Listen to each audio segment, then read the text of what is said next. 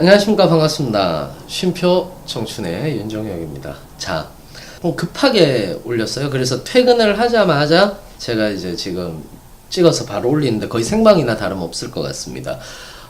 실제로 이제 10월 27일이죠. 얼마 전에 끝이 났습니다. 그 합동 채용이 끝이 나서 뭐 한전이라든지 건보라든지 이런 데를 많이 쓰신 분들도 계시고 시험을 치신 분들도 계실 거고요. 발전회사 같은 경우들도 많이 보셨을 겁니다.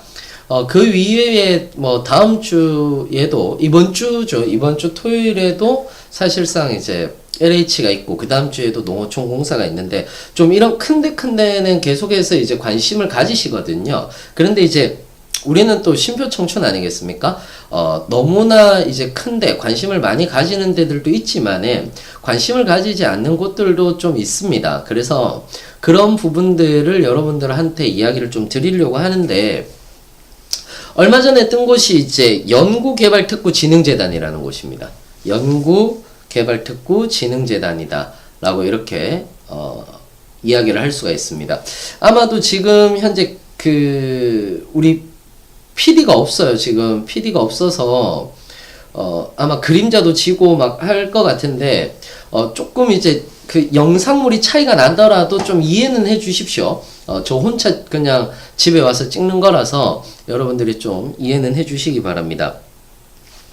일단 이 작은 데를 골랐던 이유 중에 하나가 뭐냐 하면은 이런 곳도 있다라는 것들을 알려드리는 취지도 있는 거고요. 또 요청도 왔습니다. 그래서 연구개발특구진흥재단 자소서 항목 좀 분석해 주세요 라고 이렇게 요청도 오셔가지고 이야기를 해드립니다. 총 항목은 5개 항목 정도가 될 겁니다. 되고요. 이 5개 항목이 사실상 좀 힘들 수도 있는 건데 여러분들이 좀 보시면은 아실 것 같아요. 자, 그러면은 거의 생방이나 다름없어서 지금 제가 아마 띄워놓고 해야 될 것 같거든요. 띄워놓고 여러분들하고 같이 이제 좀 보면서 이야기를 해드리도록 하겠습니다.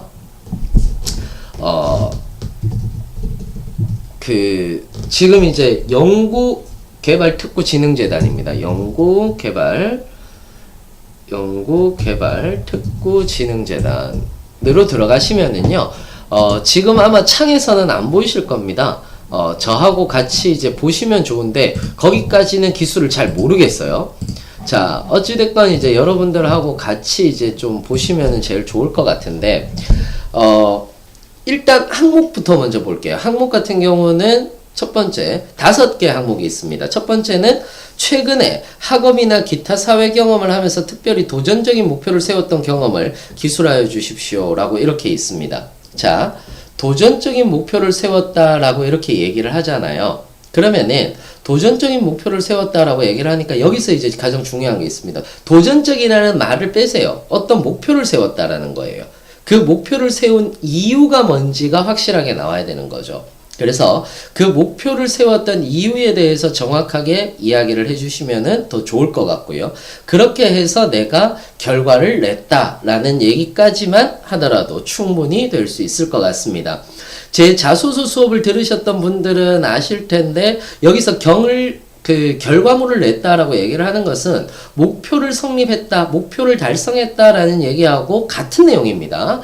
일맥상통한 내용이기 때문에 여기에서 뭐 너무 부담감을 가지지 않으셔도 될 것 같습니다. 두 번째, 평소 생활하면서 소신이나 좌우명 등 가치관이 흔들렸던 경험이 있으면 기술하여 주십시오 라고 이렇게 얘기를 했는데, 사실상 이 연구개발진흥재단 쪽에서는요, 가장 중요하게 생각하는 것이 뭐냐면은 기업 윤리라든지 그 다음에 법규 준수라든지 이런 것들, 윤리적인 부분들을 굉장히 중요하게 생각을 합니다.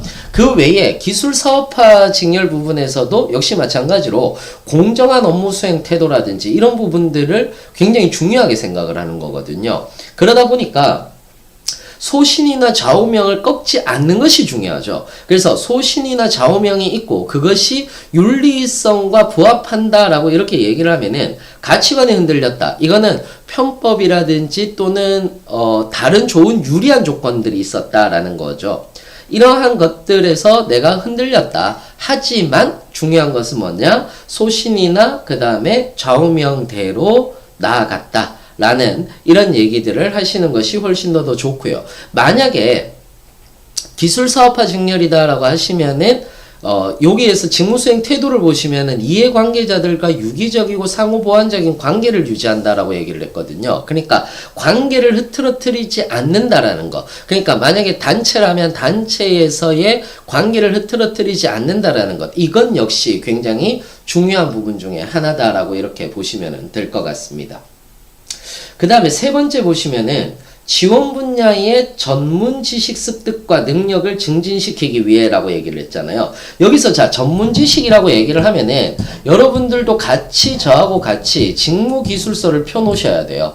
직무기술서를 펴신 다음에 직무기술서에서 보시면은 필요 지식, 그 다음 필요 지식, 필요 기술, 필요 태도가 있거든요. 그 중에서 필요 지식 부분에 있는 분야, 예를 들어서 기획, 기술, 평가, 관리, 운영 또는 뭐 회계, 이런 뭐 홍보 이런 쪽으로 있는 거잖아요. 그 부분들을 전부 다 아실 이유는 없고요. 그 중에서 한 부분만 여러분들이 이런 지식을 습득하기 위해서 내가 어떻게 노력을 했다라는 이런 얘기들을 해주시면 훨씬 더 좋을 것 같아요. 뭐 예를 들어서 이런 거죠. 홍보 전략 및 방법에 대해서 내가 알기 위해서 홍보 전략에 대한 이론을 어떤 식으로 공부하고 어떤 프로젝트를 통해서 이 방법이 유효하다는 것을 알게 되었다라는 이런 얘기들을 써주면은 충분히 될 것 같습니다. 자, 4번 같은 경우는요. 공동의 목표를 수행하기 위해서 타인과 협력하여 문제를 해결했던 경험에 대해 기술하여 주십시오 라고 이렇게 얘기를 했잖아요.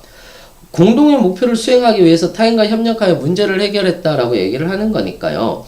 이거는 뭐 너무 쉽게 쓸 수 있는 거죠. 제 수업을 들으셨던 분들은 좀 쉽게 쓸 수 있는데 타인과 협력했다라고 얘기를 하니까 공동체에서 일어난 일이어야 되는 거고 그 다음에 공동을 목표를 수행했다라고 이렇게 얘기를 하는 거니까 어떤 목표 조직 내의 목표가 존재를 해야 되는 겁니다. 그리고 돌발 상황이 생겼다라거나 어떠한 문제가 있었다라는 얘기를 같이 해주시면은 훨씬 더 좋을 것 같고요. 거기에서 우리가 좋은 결과가 나타났다라는 얘기로 마무리를 지어주시면은 훨씬 더 좋을 것 같네요. 자, 5번 한번 볼게요. 5번 같은 경우는 이게 좀 어렵죠. 재단에 입사 후 10년 후에 자기 모습을 기술하여 주십시오 라고 이렇게 얘기를 했는데 자, 10년 후에 자기 모습을 기술하여 주십시오 라고 이렇게 얘기를 했다면 일단 제일 먼저 어디로 들어가시느냐 하면은 주요 사업으로 들어가 보세요. 여기에서 주요 사업으로 들어가시면 특구 육성 사업이나 과학벨트 조성 사업, 연구 소기업, 첨단 기술 기업 지원이죠. 이런 것들이 있잖아요. 그러면은 내가 예를 들어서 특구 육성 사업을 하고 싶다라는 얘기를 할 수도 있는 거죠. 특구 육성 사업을 토대로 해서 내가 어떤 연구 성과 사업이라든지 창업 지원이거든요. 어떤 분야의 창업을 내가 지원하고 싶다라는 얘기를 여러분들이 써주시면 돼요. 그러면 여기에서 여러분들이 그러면 어떤 것들이 있는가라고 우리가 보시면은 일단 홍보마당 쪽에 특구 발간물이라고 있습니다. 거기에서 보시면은 뭐 연구소 기업 설립 가이드북이라든지 그 다음에 대덕 연구개발 특구 사업 설명회 자료라든지 이런 것들이 있거든요. 이게 중장기 계획이에요. 그럼 나는 만약에 예를 들어서 특구 계획을 짜고 싶다.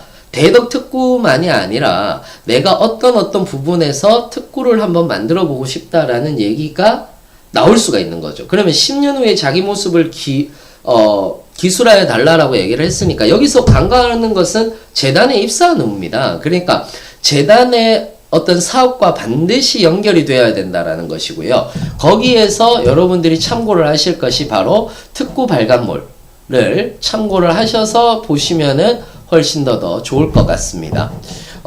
요런 부분들을 제가 이제 같이 좀 보면서 창도 같이 띄워놓고 보면서 하고 싶은데 거기까지 제가 기술을 잘 몰라서 한번 요것도 우리 PD하고 같이 한번 머리를 짜서 한번 얘기를 한번 해보도록 하겠습니다. 자, 급하게 찍었어요. 급하게 찍는다고 막 앵글도 나갈 것 같고 막 그런데 우리 PD가 화를 내지는 않을까 심히 걱정이 됩니다. 자, 어찌되었건 간에 여러분들이 이런 곳들도 있다라는 거 알고 계시고요. 공기업은 계속해서 1년 365일 내내 매달 나오고 있습니다. 미리미리 준비를 하지 않으면 공기업 입사하기 되게 힘드시다라는 거 여러분들도 누구나 잘 알고 있으실 거예요.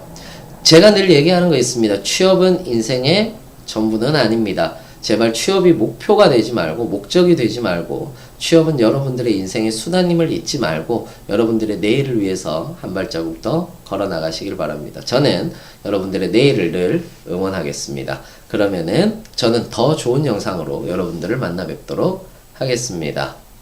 자, 그러면은 지금까지 청춘 쉼표의 윤쌤이었습니다. 감사합니다.